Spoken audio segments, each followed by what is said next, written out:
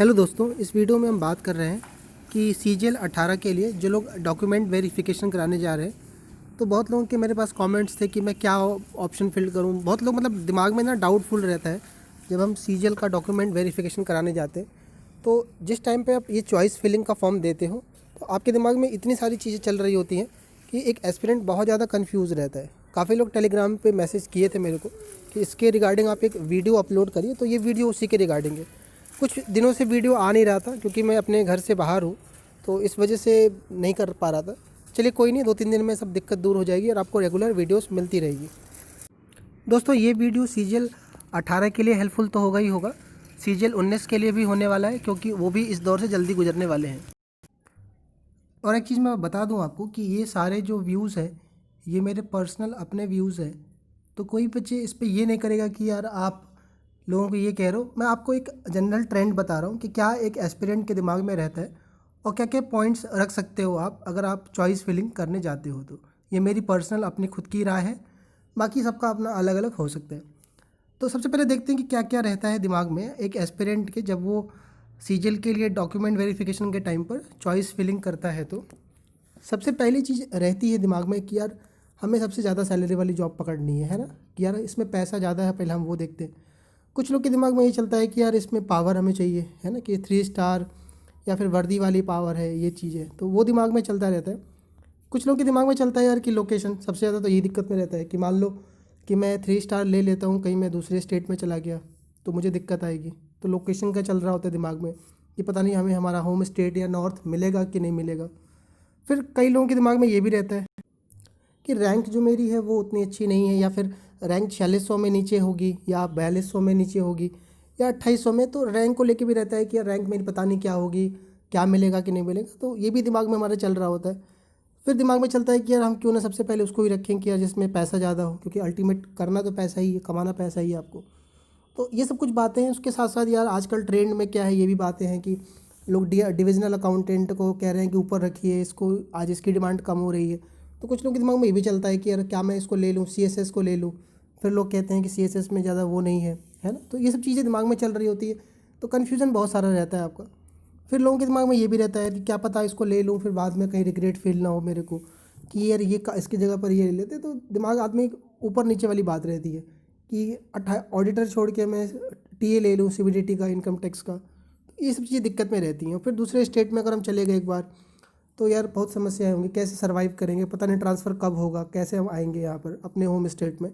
तो ये सब दिमाग में चलता रहता है। और ये सब लेकर के आदमी जब चॉइस फिलिंग करना चाहता है एक एस्पिरेंट, तो बहुत ज़्यादा वो परेशान हो जाता है, बहुत ज़्यादा टेंशन वाली बात हो जाती है। ये एग्ज़ाम से भी ना एक क्रिटिकल कंडीशन बन जाती है ना। चाहे आपके मार्क्स बहुत अच्छे हैं, आप टॉप 10 में रैंक में हो, 100 रैंक में हो, या फिर आप नीचे रैंक में भी हो, अगर बहुत ही नीचे रैंक पर हो जिसमें आपके जॉब लगने के चांसेस कम लग रहे हैं तो कोई इशू नहीं है। लेकिन बाकी जितने भी हैं सभी का ये दिक्कत है। चाहे जिसको 2800 मिल रहा है तो वो परेशान है कि हम ऑडिटर छोड़ करके टीए ले लें, जिसको 4600 मिल रहा है वो सोच रहा है डिविजनल अकाउंटेंट ले लूँ 4200 वाला। तो ये सब है। तो मेरा क्या एक पर्सपेक्टिव है, अगर आप चॉइस फिलिंग करना चाहते हो ये चीज़ें हम ध्यान कर सकते हो, कंसिडर कर सकते हो। जिसमें सबसे पहली चीज़ रख सकते हो आप पोस्टिंग को देखकर। देखो ये जो चीज़ें बता रहा हूँ ये पिछले 3-4 सालों में जो ट्रेंड बदला है, ट्रेंड सीजीएल का काफ़ी ज़्यादा चेंज हुआ है, तो उसमें उसको लेकर के मैं बातें कर रहा हूँ। सबसे पहला है आपका पोस्टिंग। तो पोस्टिंग में देखो यार, सबसे पहली चीज़ ये ध्यान रखना कि सीजीएल के जॉब में जितने भी एस्पिरेंट काम कर रहे हैं, अगर आप उनसे पर्सनली बात करोगे, आप मेरी वीडियो देख लीजिए, बाकी जितने लोग काम कर रहे हैं जॉब में हैं या फिर किसी भी पोस्ट पर है, आप उनसे एक बार ज़रूर बात करिएगा कि मैं सबसे पहला प्रेफरेंस क्या रखूं जॉब के लिए। तो सबसे पहले लोग यही कहेंगे कि आप होम स्टेट देखिएगा कि आपका किस जॉब पे होम स्टेट मिल जाए। तो ये ध्यान रखिएगा। सबसे पहले यही बातें कॉमन से सुनने के बाद मिलती है कि जो घर के पास मिले वही ले लो। अब कहोगे यार कि मेरे को तो यार 4600 मिल सकता है, ठीक है, एक्साइज मिल सकता है, तो मैं क्यों 2800 ग्रेड पे की जॉब करूँ या क्यों 4200 की करूँ मैं, और उसमें प्रमोशन भी है, पावर भी है। तो यार ये आपको चीज़ें समझ में तब तक नहीं आएंगी जब तक आप सर्विस में नहीं होते हो, या जो लोग उस दौर से नहीं गुजरे होते। जो गुजरे हुए हैं वो आपको सही चीज़ें बता सकते हैं।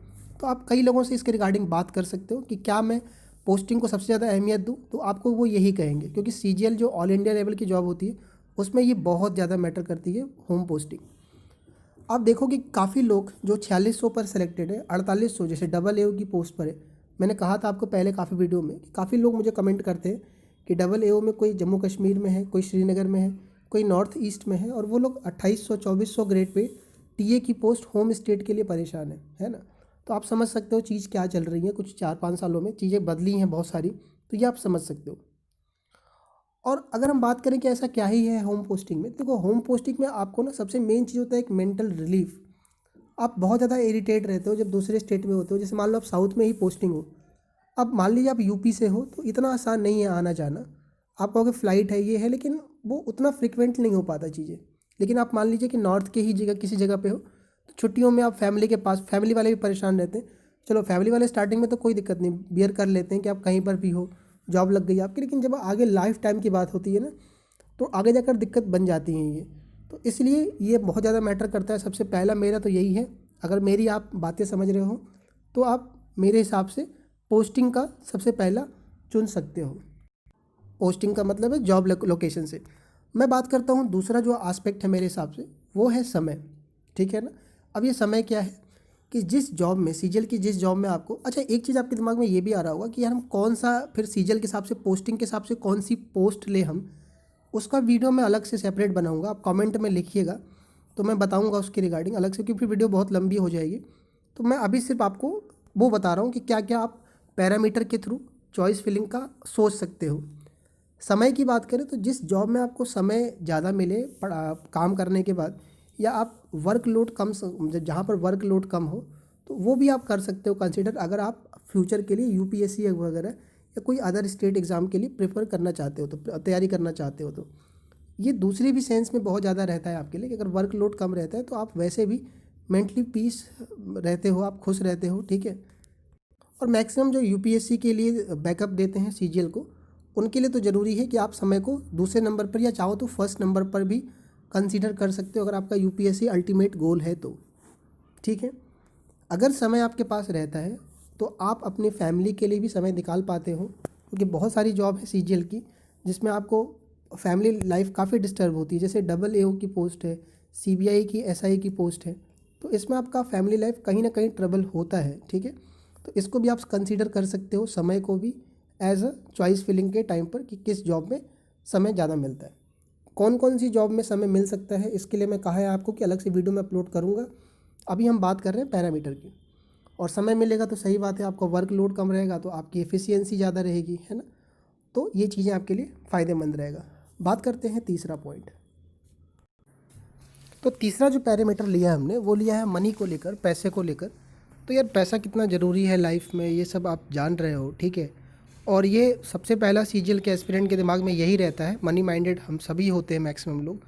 तो ये आप तीसरे नंबर पर कंसीडर करना, क्योंकि आपको लगेगा कि पहला हम जो जॉब भर, देखो सीजीएल के लोग जो जॉब भरते थे पहले, उसमें सबसे पहला ये क्राइटेरिया होता था कि पहले 4600 लोग भरते थे, 4600 ख़त्म हो गया तो 4200, और 4200 ख़त्म हो गया तो फिर 2800, फिर 2400, देन 2400। देखो तो ये क्राइटेरिया होता था आपका 4600, 4200, 2800, फिर 2400। लेकिन चीज़ें जब बदली हैं कुछ सालों में, तो अब आपका पैटर्न भी पूरा बदला है लोगों के ऑप्शन फिलिंग करने का और जॉब को लेने का। तो यार पैसे को आप तीसरे पॉइंट पर कंसीडर कर सकते हो, ठीक है। लेकिन फिर मैं बोल रहा हूँ कि अगर किसी के पास अगर कुछ दिक्कतें हैं, जैसे कि आप मान लीजिए किसी पे फाइनेंशियल लोड है, कोई कर्जा वगैरह है बैंक से, लोन वगैरह, या फिर किसी का मान लीजिए फैमिली उस पर डिपेंडेंट है सब कुछ, तो फिर कम सैलरी में भी दिक्कत बन सकती है आपको। तो फिर आप उस केस में इसको आप ऊपर कंसीडर कर सकते हो। लेकिन बहुत सारे लोग ऐसे होते हैं जिनका कोई बहुत ज़्यादा ऐसा दिक्कत नहीं होता पैसे का लेकर, बहुत सारे एस्पिरेंट हैं ऐसे जिनका फाइनेंशियल बैकग्राउंड स्ट्रांग होता है, तो फिर इसको ये स्किप कर सकते हो आप, है ना। क्योंकि लॉन्ग रन में यार इतना ज़्यादा ये मैटर नहीं करेगा अगर आप ध्यान से देखोगे, क्योंकि सीजीएल ऐसा नहीं है कि 2-3 साल ही जॉब करके आपको क्विट करना है यहाँ से, आपको अपनी लाइफ का बहुत लंबा समय इसमें गुजारना है। तो इसको आप ध्यान रख सकते हो, या अगर आपके पास कोई इशू नहीं है तो तीसरे नंबर पे इसको आप कंसीडर कर सकते हो। बात करते हैं कि अगर मान लीजिए आपके पास जो लाइफ है आपकी, अगर वो लग्जरियस लाइफ मतलब जीने के आप वो हो, बहुत सारे लोग होते हैं जो मतलब सिंपल लाइफ से भी काम चला लेते हैं। लेकिन मान लीजिए बहुत सारे लोग हैं जिनकी ज़रूरतें ज़्यादा हैं आपकी, है ना, तो बहुत सारी चीज़ें हैं आपकी। उस केस में हो सकता है कि सैलरी से आपके काम ना बन पाए, या फिर जितनी सैलरी है अगर आपने कम सैलरी, मान लीजिए आपकी 4600 के लेवल की जॉब के लिए आप क्वालिफाई हो और आप 2800 ले लेते हो या 2400 ले लेते हो, तो एक बार आप पैसे को लेके भी टेंशन में रहोगे, ठीक है। तो इसको भी देख सकते हो आप तीसरे नंबर पे। तो मेरे हिसाब से तीसरा नंबर है पैसे का लेकर। आते हैं चौथी वाली पॉइंट यार। तो चौथा पॉइंट मेरे हिसाब से जो होना चाहिए वो होनी चाहिए पावर, कि किस में पावर है आपकी ज़्यादा। बिकॉज होता ये है कि जब आप सीजल की जॉब करते हो और अल्टीमेट मान लीजिए आपके पास पावर नहीं है या सिर्फ आप वही रूटीन वर्क कर रहे हो ऑफिस वाला, तो कहीं ना कहीं आपको जाकर कुछ टाइम बाद ये बोरिंग फील होने लगती है। और हमारा जो समाज होता है बच्चे, उसमें गवर्नमेंट जॉब की तो है ही वैल्यू एक अलग सी, लेकिन अगर आप कुछ अच्छे डिपार्टमेंट में हो जिसमें आपकी पावर ज़्यादा है या डिपार्टमेंट की पावर अच्छी है, तो उसमें भी आपकी रिस्पेक्ट या ओवरऑल एक इमेज अच्छी बन जाती है या फेस वैल्यू जो होती है वो अच्छी हो जाती है। सपोज़ करिए एक बार कि आप CAG में हो या फिर किसी और डिपार्टमेंट में हो और एक इनकम टैक्स में आप हो, एक एग्जांपल मैं दे रहा हूँ, दोनों हैं ही सही, लेकिन अगर हम सोशल की बात करें, समाज की बात करें, तो ये इनकम टैक्स डिपार्टमेंट की थोड़ी रिपुटेशन ज़्यादा है ना, तो लोग थोड़ा सा वो वैसे रहते हैं। पावर से ये भी होता है कि आपके बहुत सारे काम जो होते हैं, क्योंकि हम सब लोग एक समाज में रहते हैं और आपको पता है हमारे देश में बहुत सारी चीज़ें आपकी काम ऐसे हो जाते हैं पावर के थ्रू या फिर लोगों के पोस्ट के थ्रू ही हो जाती हैं। तो अगर आप अच्छे डिपार्टमेंट में हो तो बहुत सारे ऑफिस के आपके काम सब आपकी पोस्ट बताने की वजह से या आपकी एक पोस्ट की वजह से ही निकल जाते हैं, है ना। तो ये बहुत हद तक मैटर करता है कि सपोज़ करिए आप इनकम टैक्स में ही हैं या फिर आप CBI में हैं या फिर आप ED में हैं, तो आप किसी को बताते हो तो सामने वाले पर ये इंप्रेशन बहुत ज़्यादा पड़ता है। खासकर गवर्नमेंट जॉब में तो बहुत ज़्यादा है ना, या गवर्नमेंट ऑफिस में तो बहुत ज़्यादा है, प्राइवेट तो है ही, लेकिन साथ में गवर्नमेंट ऑफिस में भी एक अलग ही आपको रिस्पेक्ट दी जाती है। अगर आपके पास पावर है, जैसे मान लीजिए एग्जामिनर में हो आप, प्रिवेंटिव ऑफिसर में हो, CBI में हो आप, तो कुछ में यार बहुत ज़्यादा पावर दी जाती है आपको, जैसे एग्जामिनर में दी जाती है। तो अगर आप अपने पावर का सही, अगर गलत यूज़ तो करोगे आप तो है ही, लेकिन अगर आप सही इस्तेमाल करो तो एक देश के भी हेल्प में भी होता है आपके लिए, कि आपने कुछ गवर्नमेंट के लिए भी या देश के लिए भी कुछ कंट्रीब्यूट किया। लेकिन ये जान ही रहे हो क्या है कि कैसा हिसाब है इसका, उसके लिए सभी लोग वैसे नहीं होते, उसके लिए पर्सन ही वैसा होना चाहिए। तो ये भी आपके लिए है। फोर्थ नंबर पे आप पावर को कंसीडर कर सकते हो, ठीक है, जिसमें आप वर्दी वाली पावर भी समझ सकते हो एक, ठीक है। बात करते हैं नेक्स्ट यार। तो नेक्स्ट होता है वर्क नेचर या वर्क कल्चर हो सकता है और प्रमोशन का। देखिए होता ये है कि जब भी आप कोई जॉब कर रहे होते हो तो वर्क नेचर यानी काम करने का जो तरीका है और उसका जो प्रमोशन ग्राफ है, अगर वो ठीक है तो आपका एक इंटरेस्ट सा जगता है या फिर आपका एक काम करने का बड़ा मन सा लगा रहता है। लेकिन वही है कि अगर वर्क में कुछ सीखने को नहीं है, ठीक है, तो आप एक ही टाइप की चीज़ रिपीटेड काम करते करते आप बोर हो जाते हो। जैसे एग्जांपल के तौर पे मैं समझ आ सकता हूँ कि जैसे डेस्क जॉब है, मान लीजिए आप मिनिस्ट्री में ASO ही हो या फिर आप कोई ऐसी पोस्ट पे हो जिस पे डेस्क जॉब ही परमानेंट एक ही तरह का काम करना है आपको। तो हो सकता है कि फाइलिंग का काम करते हुए एक ही चीज़ एक ही ऑफिस में, है ना, आप बोर हो जाओगे। तो ये भी आपके लिए दिक्कतें हैं, क्योंकि लाइफ टाइम आपको वहाँ रहना होता है या आपकी ज़िंदगी पूरी निकलनी है, करीब 60 साल तक, जब तक आप रिटायर होगे। एक तरह से मान लीजिए उम्र ही ख़त्म होती है उस डिपार्टमेंट में आपकी। तो बहुत हद तक ये आपके लिए असर डालेगा वर्क नेचर वाला। तो इसको भी आप देख सकते हो आप, कि जिसमें आपको, लेकिन गवर्नमेंट में सभी का काम एक ही जैसा, आप जान ही रहे हो आपका, लेकिन फिर भी बहुत डिपार्टमेंट है ऐसे जिसमें एक्सपोजर अच्छा है, काम करने का तरीका अलग है, तो वो आप इसको भी कंसीडर कर सकते हो नेक्स्ट पॉइंट के रूप में। उसके अलावा प्रमोशन भी देख के चलना, कि सपोज़ करिए आपने कोई ऐसी जॉब ले ली, मान लीजिए आपने पैसा देख लिया, आपने ये भी देख लिया कि उसमें सब कुछ ठीक है, लेकिन प्रमोशन का आपने नहीं देखा, और सपोज़ करिए प्रमोशन का ग्राफ बहुत स्लो है उसमें, तो आगे जाकर के आपको बहुत रिग्रेट महसूस हो सकता है कि इनकेस मान लीजिए कि आपने पकड़ लिया एक्साइज, मान लीजिए एग्जांपल के तौर पे, तो आप मान लीजिए रिटायरमेंट जो आपकी होती है वो SP रैंक से होती है, जो अभी सिनेरियो चल रहा है प्रेजेंट का। लेकिन जो प्रमोशन होगा आपका SP रैंक तक, वो काफ़ी लंबे टाइम तक होता है, 18 साल 20 साल हो जाता है ऐसा करते करते। या हो सकता है कि आपको SP रैंक से रिटायर कर दिया जाए। लेकिन अगर हम दूसरे में देखें, जैसे इनकम टैक्स का ही देख ले, मैं कंपैरिजन बता रहा हूँ, लेकिन कोई ऐसा ज़रूरी नहीं है, सबका अपना अलग अलग है। तो इनकम टैक्स में अगर आप TA मान लो, अगर आप कंपेयर करोगे उससे, तो स्टार्टिंग में आप लगे 4600, TA लगा आपका 2400, लेकिन TA का जो प्रमोशन होगा ओवरऑल इनकम टैक्स डिपार्टमेंट का देखोगे, वो बहुत तेज़ होगा, बहुत फास्ट होगा, ठीक है।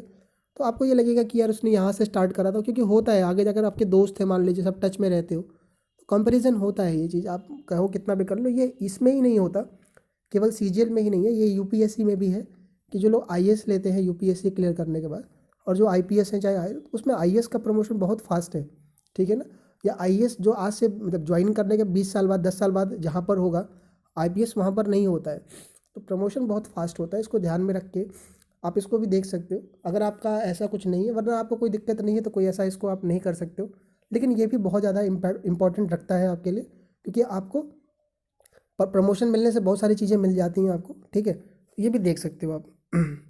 बाकी चीज़ें हम देख सकते हैं यार, ये मैंने जो पॉइंट रखे हैं ये मोस्ट क्रूशियल पॉइंट है जो पिछले 4 सालों से 5 सालों से चीज़ें बदली हैं, मैं उनकी बात कर रहा था। देखो बाकी और भी चीज़ें जैसे कि यार वर्दी की बात करें कि 3 स्टार वाइट वाली जॉब आपकी मिलती है, वाइट वाली वर्दी जो मिलती है आपकी प्रिवेंटिव ऑफिसर वाली, कुछ लोगों का वो सपना होता है, कुछ लोगों का खाकी वर्दी वाला एक्साइज वाला है कि पिस्टल मिलेगा। उसके अलावा कुछ लोग का ये है कि जैसे हम ये मिनिस्ट्री ऑफ डिफेंस ले लेते हैं, उसमें कैंटीन कार्ड है आपका CGDA वाला, तो उसमें हम बहुत सारा सामान उठाएंगे, है ना। इसमें स्टाफ क्वार्टर मिल रहा है ना, फिर मिनिस्ट्री ऑफ रेलवे में रेलवे पास घूमेंगे। उसके अलावा बहुत सारे में टूर अलाउंस मिलता है, जैसे कि आप जिसमें टूरिंग का काम है, जैसे AA है, JSO की पोस्ट होती है, इसमें पर डे आपका JSO का और AA का 1800 या 1500 रुपये मिलता है आपका, और रहने का और खाने का। तो कहोगे इसमें तो सैलरी से भी मिला के, अगर आप AA का देखोगे टूरिंग का मिला के 1 लाख से ऊपर निकल जाएगी सैलरी आपकी, ठीक है। लेकिन यार ये सब ना वही लिखा है मैंने कि 4 दिन की चांदनी वाली बात है, इसको ध्यान में रखिएगा आप, है ना। ये वर्दी मान लीजिए एक बार आप साउथ में पोस्टेड हो, एक बार सोचिए, और आपके पास ट्रिपल स्टार है ही, मान लीजिए कुछ नहीं कर पाओगे आप, मान लीजिए यूपी की स्टेट का कोई नॉर्थ के आप हो, तो वो वहीं का वहीं है, कोई 2 साल 1 साल की बात 3 साल की बात रहती है, फिर वो सब कुछ नहीं रहता। और आजकल चीज़ें बदल गई हैं, वो बातें नहीं रही हैं जो पहले थी कि आप किसी को वर्दी का वो दिखा किसी को धमका दोगे, ऐसा चीज़ें अब वैसी नहीं रही है ना। तो ये सब चीज़ें आपके लिए हैं, ठीक है, लेकिन अब वो उतना मैटर नहीं करता, अब चीज़ें बहुत सारी चीज़ें बदली हैं। तो ये सब बातें हैं जिनको आप कंसीडर कर सकते हो चॉइस फिलिंग करते वक्त। अगर आपके दिमाग में डाउट्स चल रहे हैं तो फिर भी मैं कह रहा हूँ सबके अपने अलग अलग होते हैं, आप अपना सोचिए, देखिए, और कमेंट में लिख सकते हो आप कि यार हाँ आप थोड़ा एक ऐसा वीडियो बना सकते हो कि जिसमें जॉब लोकेशन मुझे अपना ही मिल जाए, या फिर ये हो, तो मैं उसके लिए भी देखता हूँ, अलग अलग करके मैं चला देता हूँ अभी कुछ दिन तक, जब तक डॉक्यूमेंट वेरिफिकेशन नहीं हो रहा आपका 27 जनवरी से, उससे पहले पहले मैं कुछ वीडियो अपलोड कर दूँगा। चलिए ठीक है, वीडियो काफ़ी लंबी हो जाएगी, अगले वीडियो में मिलते हैं एक नए टॉपिक के साथ।